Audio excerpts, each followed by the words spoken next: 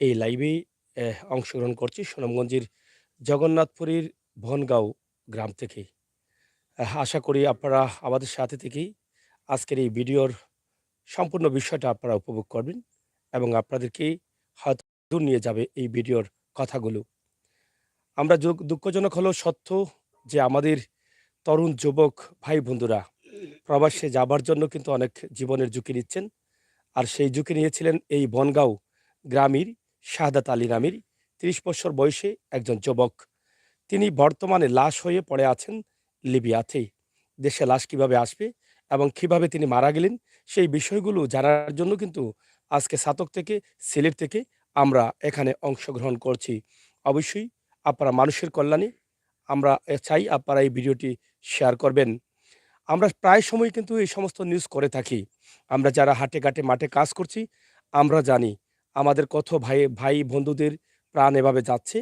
যারা প্রবাসে যাবেন এই নিজের জীবনটাকে সুন্দর করার জন্য, সমাজে আলো জ্বালানোর জন্য, পরিবারকে সচ্ছল করার জন্য নিজের জীবনের ঝুঁকি নিয়ে যখন প্রবাসের পথে রওনা দেন, বিভিন্ন দেশ, বিভিন্ন সাগর, সমুদ্র, জঙ্গল পাড়ি দিয়ে সেই অবস্থানে যাবেন। কিন্তু যাওয়ার পরেও কিন্তু অনেক দিতে হচ্ছে প্রাণ। আর সেই প্রাণ দেয়াটা পরিবারের জন্য হয়ে যাচ্ছে আহাজারির। ঠিক একইভাবেই সুখের ছায়া নেমে আছে জগন্নাথপুর থানার বনগাঁও গ্রামের একজন তরতাজা যুবক মাফিয়ার হাতে আটক হয়ে মুক্তিপণের টাকা না দিতে পারায় তাকে তিলে তিলে হত্যা করা হয়েছে। এখানে সেই সাদাত আলীর বড় ভাই আমার পাশে আছেন। সাদাত আলীর সাথে যারা শাহাদাত আলী সাথে যারা চলতেন তারাও কিন্তু আমার এখানে আছেন। আমরা তাদের কাছ থেকে, তাদের আত্মীয়স্বজনের কাছ থেকে একটু শুধুমাত্র বর্ণনা তুলে দিচ্ছি। একটি কথা আপনাদের যদি সুযোগ থাকে তাহলে অবশ্যই আপনারা সাহায্যের হাত বাড়িয়ে দিবেন সেই দেশটি, সেই দেশ থেকে লাশটি দেশে আসার জন্য। তো প্রথমত আমরা একটু কথা বলি। এখানে আমার এক ভাই আছেন, বড় ভাই আছেন এখানে। ১ম এ একটু আপনার কাছ থেকে জানতে চাই। আ অ্যা শাহাদাত আলী আপনার কি হয়? ছোট ভাই নাম, পুরা নামটা কি? মোহাম্মদ শাহজাদ আলী। শাহাদ আলী। জি। আচ্ছা, শাহাদ আলী। তো বয়স কত? বয়স প্রায় ৩০। ৩০। আপনাদের বাড়ি তো এটাই। জি, আপনাদের তো আর্থিক অবস্থা তেমন ভালো না। জি না। কিন্তু আপনার ভাই কোন দেশে যাইতে চাইছিল? যে লিবিয়া ইয়া ইটালি যাওয়ার প্রোগ্রাম কইরা গেছিল আমার ভাই। আচ্ছা। যে শাহিনের মাধ্যমে। তে শাহিনের শাহীনের মাধ্যম বলতে দালাল যে। দালাল শাহিনের মাধ্যমে উনি কি এই এলাকার না অন্য জায়গার? পাড়ারগাঁও গ্রাম পাড়ারগাঁও। জগন্নাথপুর থানার? জগন্নাথপুর থানা পাড়ারগাঁও গ্রামের আচ্ছা। শাহিনের মাধ্যমে আমার ভাই লিবিয়া গিয়াছিল। হ্যাঁ, আর শাহিনের শাহিনের থেকে সাদ্দামে হ্যাঁ। কাছে গিয়া সাদ্দামে গেইমো দেওয়ার পথে মাফিয়া ধরা খাইয়া আমার বাইরে নির্যাতন করা হয়েছে। মাফিয়ার হাতে মারা গেছেন। কয় জি। মাস ছিলেন মাফিয়ার হাতে? নভেম্বরও ধরা খাইছে। আচ্ছা, ৩, ৪, ৪ মাস হয়ে জি, যাচ্ছে। জি, জি, আচ্ছা, এখন কি আপনারা আপনাদের ভাইয়ের লাশটা কি দেশে আনতে চান বা আনতে কোনো জি, প্রস্তুতি চলছে? জি, জি, জানতাম স্যারাম আর কি। আনতে চাচ্ছেন? সকলের সহযোগিতা স্যারাম। আপনারা কয় ভাই? আমরা ৫ ভাই তো ১ ভাই মারা গেছে। এই ভাইটা কয় নম্বর ছিল? সব ছোট। সব ছোট ভাই। জি, তো সে মারা গেছে। জি। আপনি কয় নম্বর? আমি ১ম। সবার বড়? জি, আচ্ছা। আসলে সাধারণ পরিবারের মানুষ এবং গ্রামের সরল সহজ মানুষ এই ভাইটি আসলে ভেতরটা কষ্টে ঝরঝরিত। ৫ ভাইয়ের মধ্যে সকল ছোট ভাই চলে গেছে না ফেরার দেশে, আর কখনো ফিরে আসবে না। কষ্ট-মষ্ট করে তারা চেয়েছিলেন একটি ভাই যদি উন্নত বা ইউরোপের কোনো দেশে যেতে পারে, তাহলে হয়তো পরিবারের সদস্যদের দিন ফিরে আসবে, তাদের পরিবারের সচ্ছলতা আসবেই। কিন্তু শেষ পর্যন্ত মাফিয়ার চক্রে পড়ে দিতে হয়েছে প্রাণ। আমরা কথা বলব, এখানে আমার এক ভাই আছেন, আকাশ, প্রতিবেশী এই গ্রামেরই। আকাশ ভাইয়ের কাছ থেকে আমরা জানবো যেহেতু বর্তমান অবস্থা আসলে তিনি ভালো জানেন। আমরা এইজন্য উনাকে রেখেছি। আমরা উনার কাছ থেকে জানতে চাচ্ছি। তো ইমাদউদ্দিন আকাশ ভাই, তো আমরা আপনার কাছ থেকে জানতে চাই যে বর্তমান অবস্থা কি এবং কিভাবে তিনি মারা গেলেন? যেহেতু উনার ভাই সরল সহজ মানুষ, বলতে পারছেন না। আচ্ছা, আপনার কাছ থেকে।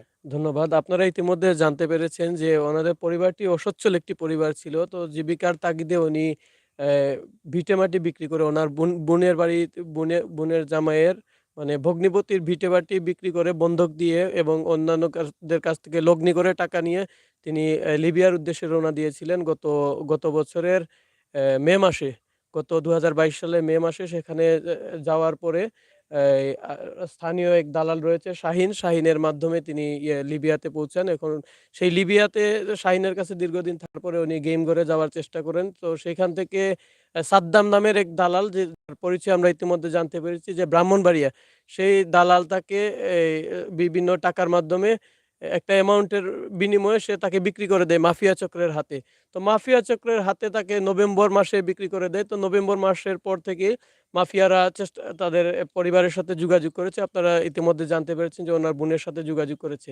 তো যোগাযোগ করার পর মুক্তিপণের জন্য প্রায় ১৫ থেকে ২০ লক্ষ টাকা তারা দাবি করেছিল। তো ওনাদের অসচ্ছলতার কারণে এমনি আপনারা জেনেছেন যে উনি লগ্নি করে বা এই যে বাসা-বাড়ি, জায়গা জমি বিক্রি করে লিবিয়ার উদ্দেশ্যে রওনা দিয়েছিলেন। কিন্তু সেখানে নিয়ে যাওয়ার পরে যে এই দালালদের খপ্পরে পড়ে উনি এই মাফিয়াদের হাতে আটক হওয়ার পরে এই মাফিয়ারা যখন মুক্তিপণের জন্য ১৫-২০ লাখ টাকা দাবি করলো, তো ওনাদের তো সেই সচ্ছলতা ছিল না, যার দরুন ওনারা টাকা পয়সা দিতে পারেনি। ওনাকে বিভিন্নভাবে শারীরিকভাবে অনেক নির্যাতন করেছে। আমরা দেখেছি, এই যে ছবি দেখলে, ওই যে মোবাইলের মধ্যে ছবি রয়েছে, অত্যন্ত মর্মান্তিক একটি বিষয়। আসলে এটা বলতে গেলে সাধারণ ভাষায় আমাদের চোখের মধ্যে জল চলে আসে। তো ওনাকে দীর্ঘদিন না খেয়ে রেখেছে তারা, এছাড়াও নির্যাতন করেছে। তো ওনার প্রতিদিনই ফোন দিত দালাল চক্র, ফোন দিয়ে বা মাফিয়ারা ফোন দিত, ফোন দিয়ে বলতো যে ১৫ থেকে ২০ লক্ষ টাকা দিলে তাকে ছেড়ে দিবে।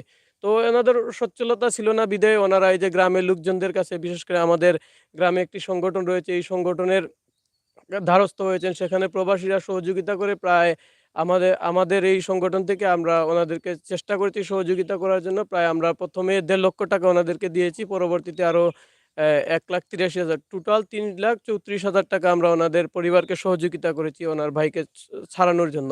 কিন্তু অত্যন্ত মর্মান্তিক বিষয় যে ১.৫ লক্ষ টাকা তারা মাফিয়া চক্রের হাতে পৌঁছিয়েছেন। পৌঁছানোর পরও তাকে বাঁচানো গেল না। মাফিয়া চক্র তাকে নির্মমভাবে নির্যাতনের মাধ্যমে তাকে হত্যা করে, যেটি কয়েকদিন আগে গত বৃহস্পতিবারে সেই বিষয়ে পরিবারের লোকজন জানতে পারেন। এটি অত্যন্ত হৃদয় বিদারক একটি দৃশ্য। সেখানে স্থানীয় গণমাধ্যম সহ জাতীয় বিভিন্ন গণমাধ্যমে বিষয়টি উঠে এসেছে। তো তার ধারাবাহিকতা আমাদের জগন্নাথপুর থানার ভারপ্রাপ্ত কর্মকর্তা জনাব মিজানুর রহমান স্যার গতকালকে এই বাড়িটি এসে পরিদর্শন করেছেন এবং ওনার পরিবারের সাথেও কথা বলেছেন। তো সেই অনুযায়ী এবং আমাদের ওসি স্যার এবং সার্কেল এসপির সহযোগিতায় মামলার প্রক্রিয়াটি চলছে। শীঘ্রই অ্যা বিভিন্ন যে এভিডেন্স সংগ্রহ করার পরে মামলা দায়ের করা হবে। তো আশা করছি, আমরা গ্রামবাসী বা প্রতিবেশী হিসেবে আমরা দাবি করছি, এই মর্মান্তিক, এটি কিন্তু সাধারণ কোনো মৃত্যু নয়। এটি নিঃসন্দেহে এটি একটি হত্যাকাণ্ড। এই হত্যাকাণ্ডের বিচার চাই এবং আর কোনো মায়ের বুক যাতে খালি না হয় সেই দাবি করছি। আর ওনার লাশ আনার ব্যাপারে যে বিষয়টি আপনি বলেছেন, যে ওনার লাশ আনার ব্যাপারে ইতিমধ্যে কথা হয়েছে। সেখানে যে লিবিয়ায় বাংলাদেশের যে দূতাবাস রয়েছে, সেই দূতাবাসের কর্মকর্তাদের সাথে আলাপ আলোচনা চলছে। আমরা চেষ্টা করছি, তারা আমাদেরকে অবগত করেছেন যে ২-৩ সপ্তাহ লাগবে লাশ আনার জন্য। এরপর যদি আমাদের কোনো সহযোগিতা লাগে, আমরা আপনাদের মাধ্যমে গণমাধ্যম কর্মী যারা রয়েছেন তাদের মাধ্যমে তাদের সহযোগিতা নিয়ে চেষ্টা করব পরবর্তী আপডেট তুলে ধরার জন্য। মাফিয়া ধন্যবাদ। চক্রের হাতে তিনি কতদিন বন্দী অবস্থায় ছিলেন? মাফিয়া চক্র ওনাকে গত বছরের নভেম্বর মাসে ধরে। তো নভেম্বর মাসে ধরে এখন হচ্ছে ফেব্রুয়ারি। গত বৃহস্পতিবারে প্রায় নভেম্বর, ডিসেম্বর, জানুয়ারি, জানুয়ারি, প্রায় ফেব্রুয়ারি। ৩ থেকে ৪ মাস উনি মাফিয়া চক্রের হুম। হাতে আছেন, মাফিয়াদের হাতে আছেন। তো মাফিয়াদের যে মেইন যে বিক্রি করেছে সে হচ্ছে সাদ্দাম, তার বাড়ি ব্রাহ্মণবাড়িয়াতে। এটা জেনেছেন জি, আপনারা? এটা আমরা জানতে আমরা আরেকটি পেরেছি। বিষয় জানতে চাই যে মাফিয়া চক্রের হাতে কি তিনি একাই ছিলেন? বাংলাদেশী না আরো কোনো ভাই ছিলেন? আরো আরো আসলাম হ্যাঁ, ৬ জন আসলাম। তারা ৬ জন ছিলেন। তো তাদের অবস্থা কি? তাদের অবস্থা এইরকম আছিল, মানে টাকা পয়সা দিয়া কেউ ছুটছে, কেউ মারা গেছে, এগুলো আছে। এরকমই হয়েছে। সর্বশেষ মানে আপনাদের দাবি হচ্ছে একটাই যে লাশটা যেভাবে হোক, যেখানে লিবিয়ার দূতাবাসের সহযোগিতা হোক আর যারই সহযোগিতা হোক, লাশটা যেন লাশটা যেন দেশে দেশে আসে দেশে এবং আসে। এই হত্যাকাণ্ডের যেন বিচার হয়। বিচার হয়। দেখেন এখানে একটা, এখানে স্থানীয় যে দালাল আছেন, আপনারা অবশ্যই, যেহেতু এখানে আইন শৃঙ্খলা বাহিনীরা আসছেন, তারা ইতিমধ্যে হয়তো নাম নিয়ে নিয়েছেন। জি, জি। হ্যাঁ। হ্যাঁ। দর্শক, আসলে আমরা আপনাদের সাথে একটু কথা বলতে চাই এবং আপনারা এই ভিডিওটি শেয়ার করবেন। এই কথাগুলো শোনার পরেই আমরা কেউ আসলে মানসিকভাবে ঠিক থাকতে পারিনি। একটি তরতাজা ভাই, তার ছবিটি দেখলেই চোখে জল আসে।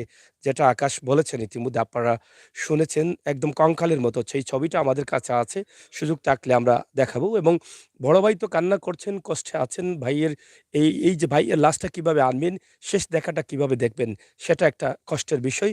তার বোন, যে বোনের জায়গা জমি বন্ধক দিয়ে কিন্তু ভাইকে পাঠিয়েছিলেন, সেই বোনের সাথে ইতিমধ্যে আমাদের কথা হয়েছে। তিনি কথা বলতেই পারছেন না, কান্না করছেন এবং একটাই দাবি করছেন যে সকলের সহযোগিতায় লাশটা যেন আল্লাহ তাআলার হুকুমে এই দেশের মাটিতে পৌঁছে তারা যেন তাদের পার্শ্ববর্তী গুরুস্থানে দাপন সম্পন্ন করতে পারেন এবং তারা যেন জিয়ারত করতে পারেন সবসময়। দর্শক, আমরা কিন্তু চেষ্টা করি সবসময় কিন্তু এই সমস্ত ভিডিওগুলো আপনাদের কাছে উপস্থাপন করার জন্য। আপনারা যারা চিন্তাভাবনা করছেন যে বিভিন্ন ফাঁড়ি পথে আপনারা বিভিন্ন দেশ হয়ে, দেশের মাধ্যম হয়ে ইউরোপে যাবেন। হ্যাঁ, অনেকেই যাচ্ছেন, এটা বাস্তব। কিন্তু আপনি আপনার জীবনের ঝুঁকি নিয়ে যাচ্ছেন। আপনি ঘর থেকে যখন বের হচ্ছেন ঠিক তখনই কিন্তু আপনি চিন্তা করেন যে আপনি কতটা পথ পাড়ি দিতে হবে, কতটা পথ না খেয়ে থাকতে হবে। এভাবেই কিন্তু আপনার জীবন চলতে হবে। আমরা আশা করব আপনারা যারা আছেন আপনাদের সহযোগিতা থাকলে অবশ্যই আমরা এই যে রাস্তাগুলো থেকে ফিরে আসতে পারবো এবং যে ভাই আমাদের মারা গেছে লিবিয়াতে, যদি প্রয়োজন হয় আপনাদের সহযোগিতা অবশ্যই আমরা কামনা করছি। তাছাড়া লিবিয়াতে এখনো যারা বসবাস করছেন বাঙালি, আমরা আশা করব আপনাদের আশপাশে যদি লাশটি থাকে তাহলে অবশ্যই আপনারা আপনাদের সহযোগিতার হাতটি বাড়িয়ে দিবেন। আমরা চেষ্টা করছি আমরা যে সাদাত ভাই যিনি মারা গেছেন, শহীদ হয়েছেন, সেই জায়গাতে আমরা উনার বোনের সাথে ২-১ টি কথা সরাসরি উপস্থাপন করার জন্য। তো আমরা যদি একটু নাম্বারটা লাগিয়ে দাও। আমরা একটু কথা বলি, আমরা আশা করব আপনাদের সহযোগিতা। আমরা আরেকটি বিষয় জানতে চাই, তাদের আর্থিক অবস্থা নিয়ে যদি ২-১ টি কথা বলেন। এই ঘরে কি সাদাত থাকতেন? এই ঘরে? হ্যাঁ, আমরা যে বাড়িতে আছি এটাই এখানে? ওনার পৈতৃক নিবাস। এই বাড়িতেই উনি থাকতেন। এখান থেকেই তিনি লিবিয়ার উদ্দেশ্যে রওনা দিয়েছিলেন। তো মানে তাদের এখান থেকে বিদায় হয়ে গেছে। তাদের আর্থিক অবস্থা আর্থিক আপনাদের অবস্থা জি না, ভালো না। ও বাড়ি ওখানে। শুধু বাড়ি? জি। হ্যাঁ, হ্যাঁ, হ্যালো? লাউড স্পিকার আছে তো না? আচ্ছা, আমরা একটু কথা বলি আমার বোনের সাথে, যার নাম হচ্ছে আয়েশা বেগম। আমরা সরাসরি লাইভে আমার এই বোনের কথাগুলো একটু আপনাদের কাছে উপস্থাপন করছি। যেই বোন আজকে ভাইকে হারিয়ে পাগলের মতো আছেন। তো যেহেতু হয়তো এই মুহূর্তে তিনি এখানে নেই, উনার স্বামীর বাড়িতে। তো আমরা উনার কাছ থেকে একটু জানবো। যে আপু, কেমন আছেন আপনি? হ্যালো? হ্যালো? হ্যালো, আসসালামু আলাইকুম। জি, ওয়ালাইকুম সালাম। আপনি ভালো আছেন? আছি ভাই ভালো। ভালো না থাকলে ভাই মুপাই।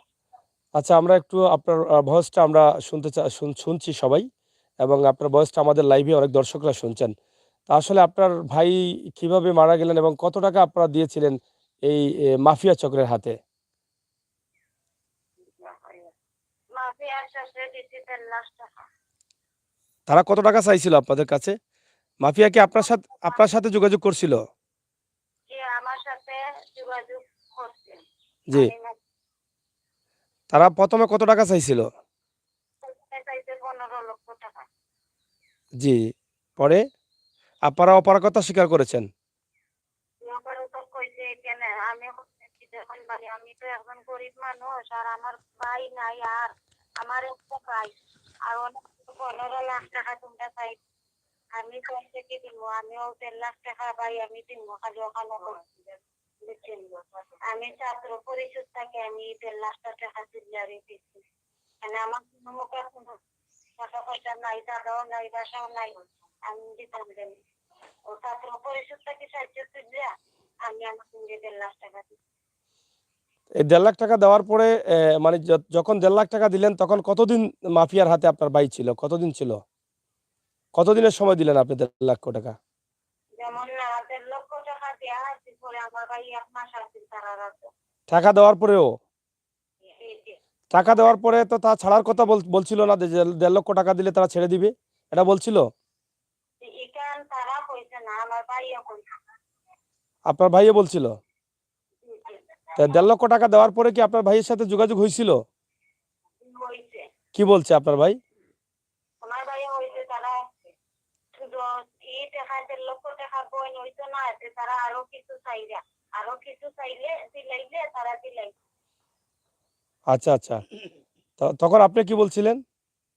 আমি কইছি ভাই আমি তো সাহায্য পিলারে করে টাকা দিচ্ছি আমি তো আর অনেক দিতাম দিনে তারা যে আমি কয়টা কি দিলাম তার লোকে তো আমি তোরে ১.৫ লাখ টাকা কইছি দিতাম ও ১.৫ লাখ টাকা আমি পাচ্ছি সাহায্য দিতাম আমি তো আর বেশি পাচ্ছি না অনেক তারা দিনে কই তোরে আরো দিতাম আমি কয়টা দিতাম তো পরে আর পরে কি আর মাফিয়ারা আপনার সাথে কথা বলছিল? শুধু কথা হইছে ৫ লাখ টাকা আরো দিতাম, দিলে আমার বাইরে দিত। আরো কত? 8 লাখ? 8 লাখ, 8 লাখ। 1.5 লাখ টাকা নেওয়ার পরে 5 লাখ চাচ্ছে আরো। জি, জি, তা আপনি পরে অপারগতা স্বীকার করলেন নাকি? জি, জি। তা আপনার ভাই কি বলছিল যে তাকে নির্যাতন করা হচ্ছে, এরকম কোনো কিছু বলছিল? জি বলছে। এর বাদে বাড়িতে না মারছে, হ্যাঁ, শব্দ হইছে। মানে তারা যে আঘাত করতেছে সেই চিৎকার শোনা যাচ্ছে। জি। ও বোন আমার গান বিখ্যাত, বোন আমার বাসা বোন। জান বিখ্যাত, আপনি তো আর তৌফিক অনুযায়ী তো তৌফিকের বাইরে তো যেতে পারেন না। আপনি তো বলছেন একটা সংস্থা থেকে 1.5 লক্ষ টাকা নিয়েছেন। জি তা ভাই, এখন তো আপনার ভাইয়ের লাশটা কোন জায়গায় আছে? লিবিয়াতে? জেলে না দামে শাস্তি চাই আর ওয়াহিদের শাস্তি চাই। আমি এরার শাস্তি চাই, আমার এরার শাস্তি পাই দিলে আমার গানটা নিয়ে থাকি। যারা আমি আর চাই, যারা তাকে পাঠিয়েছে তাদের শাস্তি চাচ্ছেন? আমি শাস্তি চাই। এরা কি আমি এখানে আমার দেশের বাড়ি আইনা মাটি দিতে মানে আপনাদেরকে সহযোগিতার আশ্বাস দিয়েছেন নাকি? আচ্ছা, আচ্ছা। তো যাই হোক, আমরা আপনার সাথে অনেক কথা বললাম, অনেক কথা জানলাম। সর্বমোট কয় মাস ছিল আপনার ভাই বাইরে বাড়ি থেকে যাওয়া পর্যন্ত? কয় মাস?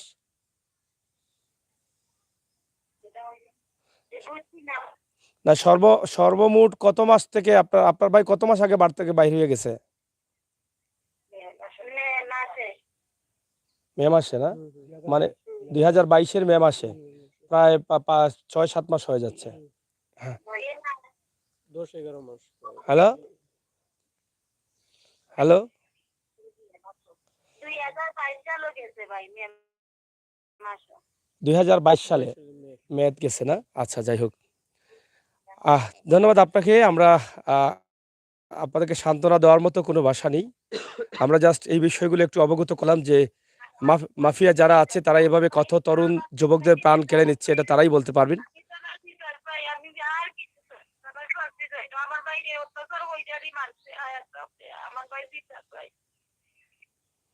ঠিক আছে, ধন্যবাদ বোন। অবশ্যই যারা আইন শৃঙ্খলা বাহিনীর দায়িত্বে আছেন, আপনাদের জগন্নাথপুর থানার ওসি এবং সার্কেল মহোদয় তারা আসছিলেন এবং পরিদর্শন করে গেছেন। যেহেতু আসছেন গেছেন, অবশ্যই এর একটি মামলা হবে এবং সেখানে তারা হয়তো এটা খতিয়ে দেখবেন। আমরা যার বাড়ি হচ্ছে ব্রাহ্মণবাড়িয়া, ইতিমধ্যে তারা যেটা পেয়েছে এবং আপনাদের মতামত কমেন্ট বক্সে লিখবেন। আমরা আশা করব আপনাদের ভালোবাসা এবং সহযোগিতায় এই ভিডিওটি শেয়ার করে সবার কাছে পৌঁছে দিবেন। আমরা যারা যাব, আমরা যাওয়ার চিন্তা করছি, আমরা যেন ভেবেচিন্তে ঘর থেকে বের হই। আপনি যে স্বপ্নের ইউরোপে যাবেন ভাবছেন, আসলে কিভাবে যাবেন আর কিভাবে যেতে চান, এটি হচ্ছে একটি বিষয়। এবং কতটি পথ পাড়ি দিতে হবে, কতটি দেশ পাড়ি দিতে হবে, সেই দেশ এবং সেই পথগুলো পাড়ি দিয়ে আপনি কতটুকু নিরাপদ থাকবেন এবং কতটুকু নিরাপদে পৌঁছে যেতে পারবেন, সেই বিষয়টা আগে মাথায় নিতে হবে। এরপরে হয়তো আপনার সেই স্বপ্নের ইউরোপে আপনি পৌঁছার পরে হয়তো আপনি আলো আলো জ্বালাতে পারেন। কিন্তু আলো জ্বালাতে গিয়ে যদি আলোটা নিভে যায়, তাহলে পরিবারের সদস্য যারা বড় ভাই বোন, পরিবারের আত্মীয়স্বজন আছেন, তাদের আহাজারিটা আসলে অনেক কঠিন, অনেক কষ্টের। এখন শুধু একটাই আশা তাদের, লাশ তো হয়ে আছে ভাই পড়ে সেই লিবিয়াতে, সেই লাশটি যেন দেশে আসে, তারা স্বচোখে দেখে, যেন তারা তাকে মাটি দিতে পারে। তাছাড়া এই ঘটনার সাথে যারা এই চক্রান্তের সাথে জড়িত আছে, যারা মাফিয়া চক্রের কাছে বিক্রি করে দিয়েছে, তাদের বিচার দাবি করছেন। তো দর্শক, আপনারা দেশে এবং বিদেশে যে যেখানে আছেন, যেভাবে আছেন, আপনাদের সকলের সহযোগিতা চাচ্ছি। আমরা আপনার কাছ থেকে জানতে চাই যে আসলে দেশ এবং বিদেশে যারা দেখছেন, তাদের উদ্দেশ্যে আপনার পক্ষ থেকে কি মেসেজ দিতে চান, যেহেতু আপনি একটি সামাজিক সংগঠনের সাথে যুক্ত রয়েছেন?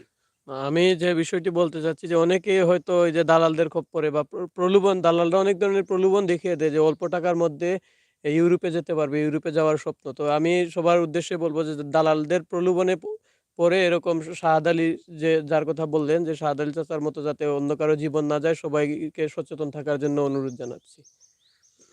এটি একটি বিষয় যেটা আমরা বলতে চেয়েছিলাম যে দালালের কপ্পরে, দালাল আপনার সাথে যখন কথা বলবে, সে আপনাকে দেখাবে একদম নিরাপদে সে পাঠাবে, সে ভালো করে পাঠায়, কোনো রিস্ক নেই, নো রিক্সে সে আপনাকে গেম দিবে, অনেক কিছু দিবে। ফলে কতটুকু সত্য, আমরাও কয়েকদিনের মধ্যে কয়টা ভিডিও দিয়েছি, যারা ইউরোপে যাবেন, স্বপ্নের দেশে যাবেন।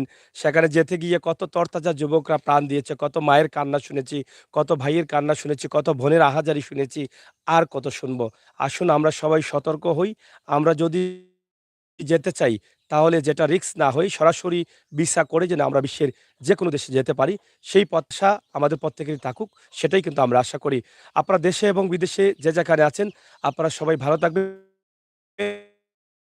নিরাপদে থাকবেন। আজকের এই ভিডিওটি আমরা সরাসরি উপস্থাপন করেছি সুনামগঞ্জ জেলার জগন্নাথপুর থানার বনগাঁও গ্রাম থেকে, যেখানকার এই যুবক ভাইটি লাশ হয়ে পড়ে আছে সেই লিবিয়াতে, এবং যেটা আগে বলেছিলাম এবং এই ভাই বলেছেন যে লাশটি দেখলে মনে হয় একটি কঙ্কাল, এবং কতটুকু নির্যাতন করেছে। 4টি মাস কিন্তু তিনি এই মাফিয়া চক্রের হাতে ছিলেন। যখন তারা 15 লক্ষ টাকা চাইছিল, 15 লক্ষ টাকা যখন তারা অপারগতা স্বীকার করেছেন, সর্বশেষ তারা কমতে কমতে 1.5 লক্ষ টাকা বলেছে যে 1.5 লক্ষ টাকা দিলে আমরা ছেড়ে দিব। যখন তার বোন কষ্ট করে হয়তো কোনো সংগঠনের কাছে সাহায্য চেয়ে 1.5 লক্ষ টাকা দিয়েছেন, তখনই আবার বলছে 8 লক্ষ টাকা, 5 লক্ষ টাকা দিতে হবে, এবং 1.5 লক্ষ টাকা দেওয়ার পরেও কিন্তু আরো 1.5 মাস বাঁচিয়ে রেখেছে এবং নির্যাতন করেছে, যেটা বোনের কানে নিজে শুনেছেন, যেটা বলেছেন। হ্যাঁ, কিছু বলবেন? হ্যাঁ। ওনাকে কিন্তু আবার ওই যে সংগঠনের যখন দ্বারস্থ হইছে, আমরা তখন বললাম যে এখানে আইন শৃঙ্খলা বাহিনী আছে, ওনাদেরকে বিষয়টা অবগত করতে পারতেন। তখন আবার মাফিয়া চক্র কিন্তু আরেকটি বিষয় বলেছে যে আইন শৃঙ্খলা বাহিনীর কাছে গেলে কিন্তু ওনার ভাইকে আর পাওয়া যাবে না। মানে একটা হুমকি দিয়েছে যে কোনো আইন শৃঙ্খলা রক্ষাকারী বাহিনীর শরণাপন্ন হওয়া যাবে না। যদি আইন শৃঙ্খলা বাহিনীর শরণাপন্ন হন, সেক্ষেত্রে তার ভাইকে তারা হত্যা করে ফেলবে।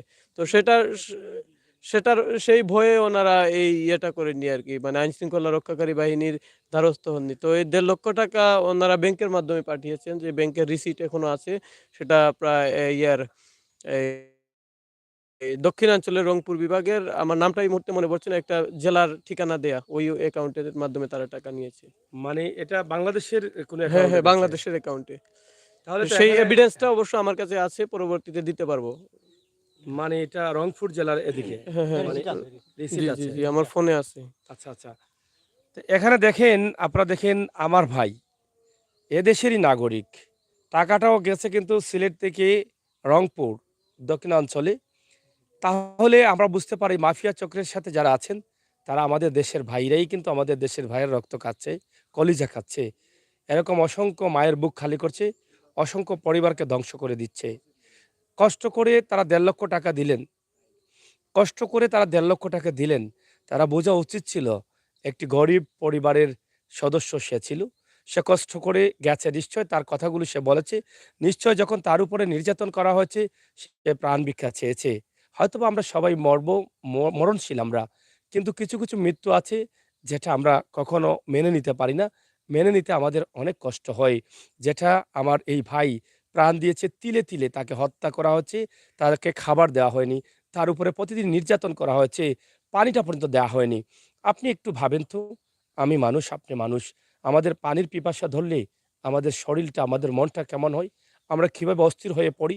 সেই ভাইটি কত বেলা যে পানি না খেয়েছিল, কত কষ্টে যে তার জীবনটা গেছে, তার শেষ নিঃশ্বাসটা কিভাবে যে ত্যাগ করছে, একমাত্র তিনিই ভালো বলতে পারেন, যিনি সৃষ্টি করেছেন। আমরা সর্বশেষ একটাই আশা করব, আল্লাহ তাআলা যেন তাকে জান্নাত দান করেন, আর তার লাশটা যেন যেকোনোভাবে হোক, তাআলার অশেষ মেহেরবানিতে কোনো ভাই, কোনো দয়াবান, কোনো মুসলমান ব্যক্তির সহযোগিতায় যেন দেশে ফিরে আসে, এটাই কিন্তু আমরা আশা এবং কামনা করব। এখানে আরেক ভাই আছেন এখানে, যিনি মারা গেছেন লিবিয়াতে। আপনার নাম কি? আমার নাম মোহাম্মদ সৈয়দ আলী। আপনার ভাই জি, যিনি আমার ছোট ভাই। ছোট ভাই। আসলে আপনার ভাইয়ের তো অনেক বর্ণনা জানলাম, শুনলাম, এবং আপনার ভাই কেউ সম্ভবত আপনার বোন পাঠিয়েছিলেন টাকা পয়সা ঋণ করে নাকি? জি, জি, তো সেই টাকা তো গেছে, ভাইও গেছে। এখন জি। আহ আপনার বোন দাবি করছেন যারা পাঠিয়েছেন তাদের বিচার। তো আপনি আসলে কি চাইবেন এখন? আমিও চাই বিচার। আপনিও বিচার চাচ্ছেন। জি। তা আপনার ভাইয়ের লাশ লাশটা যদি কেউ হেল্প করে বা দিয়া দেয় খুব ভালো হতো। আপনি কি করেন? গাড়ি চালাই। গাড়ি চালান। মানে আপনাদের আর্থিক অবস্থা ভালো না। জি না। আচ্ছা, যাই হোক। যাই হোক, তারা সরল সহজ মানুষ, আসলে একদম সরল সহজ। তারা কথাও ঠিকমতো বলতে পারছেন। তাদের একটাই দাবি, বিচার এবং লাশটা যেন দেশে আসে। আপনারা সবাই ভালো থাকুন, নিরাপদে থাকুন, সুস্থ থাকুন। ভিডিওটি শেয়ার করে সবাইকে দেখার সুযোগ করে দিন। সেই প্রত্যাশা আশা রেখে বিদায় নিচ্ছি। আবারও কথা হবে, দেখা হবে। আল্লাহ হাফেজ।